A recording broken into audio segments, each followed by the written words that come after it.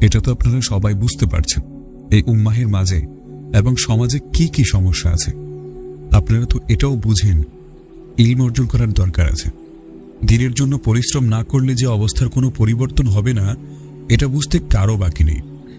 তারপর আপনার ভূমিকা কি? অমুক তমুক আলিমেরা কিছু করে না, অমুক তমুক লেখকদের এই সেই ত্রুটি, এই ভাই ওই ভাই নানান ভুল করছে। আপনারা তো সবই বুঝেন ছেলেপেলে গঠনমূলক কাজে অংশগ্রহণ করে না, খালি মূর্খের পালের মতো মিম পছন্দ করে। এগুলো আপনারা ভালো বুঝেন। তারপরে আপনারা কি করতেছেন? নিয়মতান্ত্রিক পড়াশোনা, দিন ও উম্মাহের জন্য সম্পদ অর্জন, বিশেষ কোনো সেক্টরে দক্ষতা অর্জন, নিরবিচ্ছিন্ন দাওয়া কার্যক্রম, সমাজ থেকে কুসংস্কার দূর করতে কোনো সুসংগঠিত উদ্যোগ, নাকি আপনাদের কাজ শুধু ফেসবুকে এসে রিয়েক্ট করা, কমেন্ট করা আর টাইমলাইন সাজানোতেই সীমাবদ্ধ? নিজের প্রতি সৎ হয়ে উত্তর দিন।